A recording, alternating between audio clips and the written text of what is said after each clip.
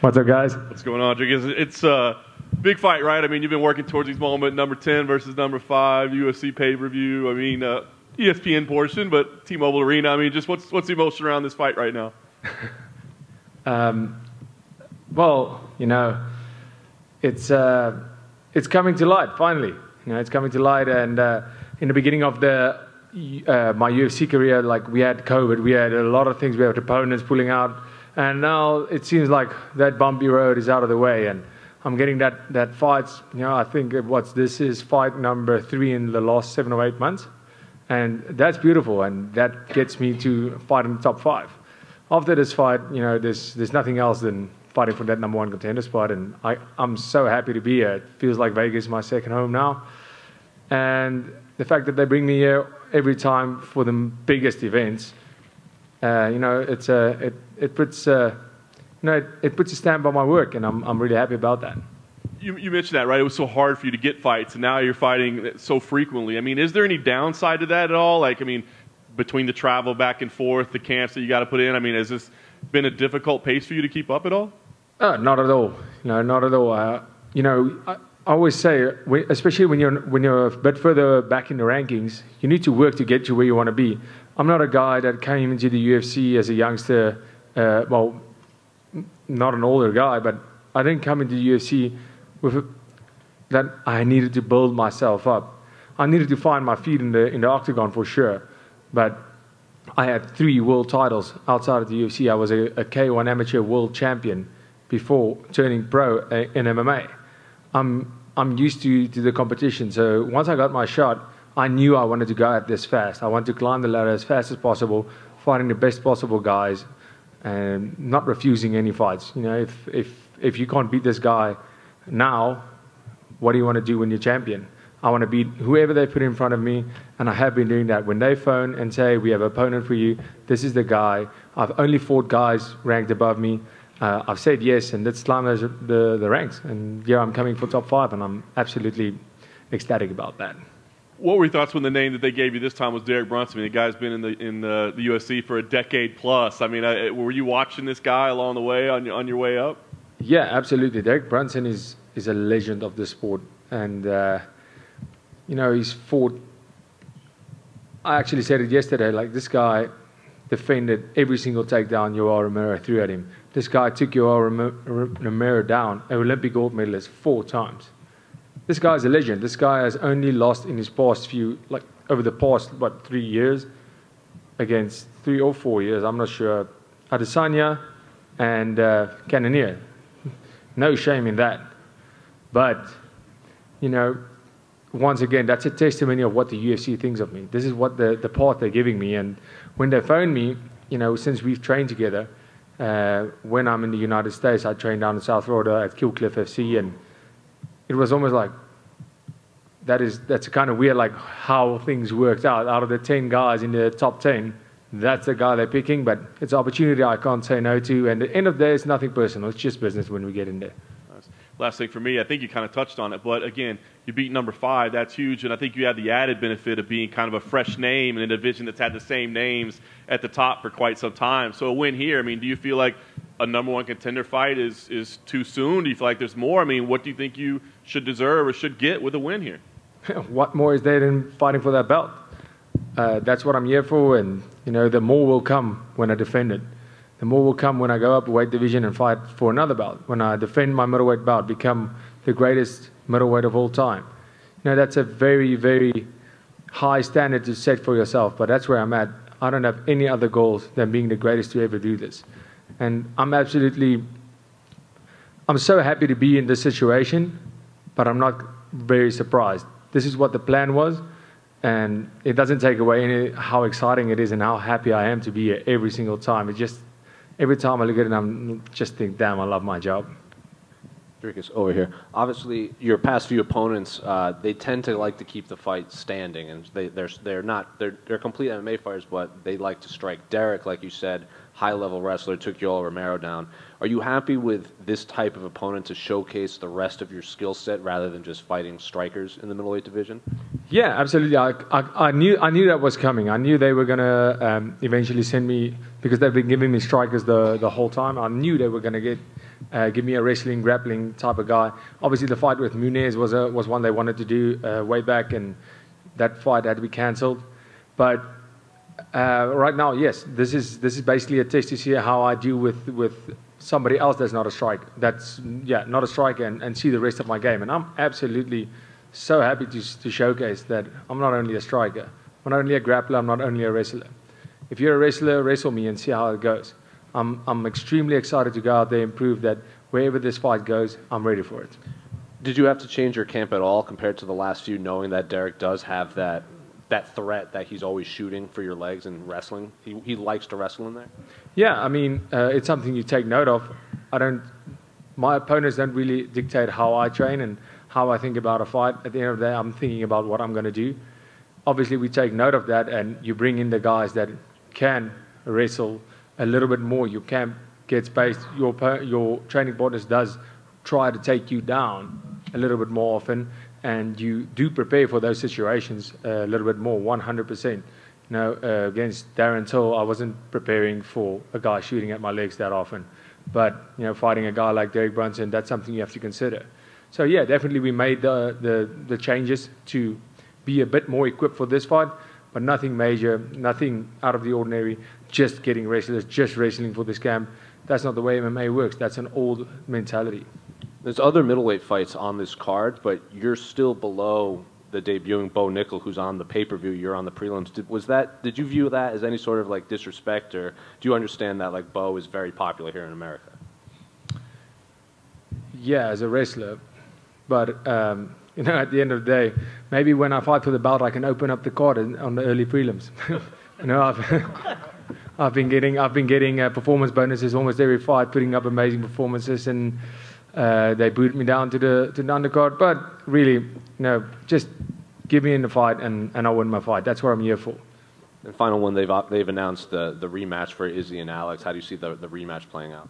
Yeah, I honestly think Izzy is taking the rematch. I think it's almost like if this is the last thing I'll do, I'm going to win Alex Pereira. And I think Alex Pereira has achieved in his mind.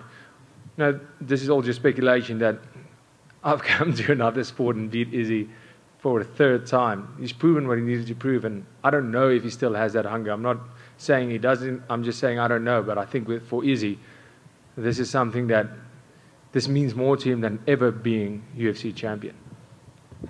Quickly going off of that, like we talked to Izzy when he was in Perth, and he says like this rematch means more than the belt. Do you think that's the right attitude to bring into a fight against a guy that's already beaten you 3 times?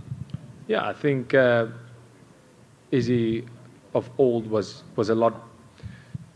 He almost left it all in the cage, if you will. He didn't protect the belt. You could see it at the end of his title reign. It was almost like he was defending that title. He wasn't fighting to win fights. So I think that's a good mentality for him, and I hope he can impose that. Hey, Dricus, your last opponent, Darren Till, was granted his release from the UFC. I just wanted your thoughts on that. Yeah, it sucks to see that. I don't know what the whole situation is. I saw he made a comment on social media saying he asked for his release, so he needs to figure some stuff out. So, hopefully it's the case. And, I do believe Darren Till can still make one hell of a run at this if he goes down to 170. That's what you said last time. Like you said, your media day, that you feel like he's a welterweight. Being in there with him, do you still feel like he needs to go back down to welterweight? No, I know he needs to go down to welterweight. And another card with fighting with Cameron. I just wanted to know your thoughts on that. Yeah, it's absolutely awesome for us. It's massive for South African MMA.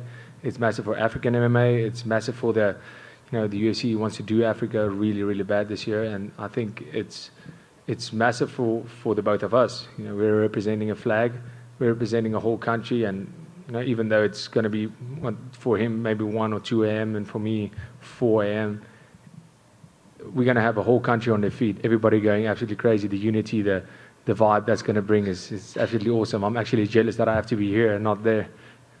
Awesome. Thanks, man. Dricus over here. The back. Yep. Dricus, out of curiosity, is the C on your coat for Cameron Simon? Let's say so. And then, obviously, this time last year, 3 African champions. that has obviously changed. Is it a little does it bum you out? There's not as much gold potentially going back the next time they go, or do you see this as an opportunity? Now you do get to be the guy if and when they show up to Africa. Well, I mean, did those belts ever go to Africa? As far as I know, it came to America and New Zealand. I'm going to take a belt to Africa. I'm the African fighter in the UFC. Myself and Cameron, we breathe the African air. We wake up in Africa every day. We train in Africa. We're African born. We're African raised. We still reside in Africa. We train out of Africa. That's an African champion, and that's who I'll be. Thank you. Hey, Dricus, right here. Just kind of going off what everybody else said, does it kind of feel like Cam Simon is like the little brother that your mom makes you bring everywhere with you now? Well, you know, it definitely feels like a little brother, but Mom doesn't have to ask me to bring him. You know, it's an absolute honor to have him with me. He's an incredible guy. We're amazing friends. We train together every day. We've been doing that for many, many years. And it's so cool to share this with him, and he shared it with me. He was at my debut before, way before he was even considered for the Contender Series. I think he was 1-0 as a pro. And to see his journey is absolutely awesome. And, you know, it's a testimony of what we do at our team back home. It's not only me. I'm not a freak of nature out of my team fighting this weird style that people have been saying, and I'm winning fights luckily and great. No, it shows that the system we're doing, look at Cameron, he's an incredible athlete. And he's coming from the same gym, same coaching, same system. Team CIT, we are doing the things right. We are doing things different, but it's working. And it's incredible to see, and it's awesome to share my journey and his journey with each other. And you and I have talked about South Africans, you know, work hard, play hard. I was told to ask you, if you're drinking out of your right hand and I call Buffalo, what happens? Well, I mean, rules are rules, right? So, for anybody that doesn't know, what happens? I'm going to down that faster than anybody you've ever seen. Appreciate it, bro. Dricus over here. You know, you're number 10 in the middleweight rankings. You're a minus 250 favorite against number 5. You know, how does that feel that, you know, while the rankings may not support that, quote unquote, you're the better fighter, obviously the odds makers believe you are? Yeah, that's always great. You know, the odds, to me, it doesn't really matter, but it is, you know, a tap on the shoulder to know that people are starting to realize, like, this guy, random guy coming out of South Africa is not just a fly-by-night, got that lucky punch, got another lucky punch. No, they started taking me seriously, and they know that I can hang with the best in the world. You made a comment earlier that Vegas was starting to feel like a second home. Obviously, Vegas, one of the best cities in the world. Yeah, anything in Vegas you particularly enjoy besides fighting? I love the pizza. I love the beer. And that's all I have to say about that. Sounds good. Last question for you. Main event, obviously John Jones, one of the greatest fighters of all time, headlining a card you're getting to fight on. You know, do you have an opinion on how that fight's going to play out? Yeah, absolutely amazing. You know, I said John Jones, the return, when I heard that's happening, I got offered the fight on this card before I knew that John Jones is returning. I just had a feeling. I said, I think that's the card. They're going to make him return. Like I really want to be on that card. It's great. And it's a massive honor for me. Like I said, I was on the Dustin Poirier Conor 3 card.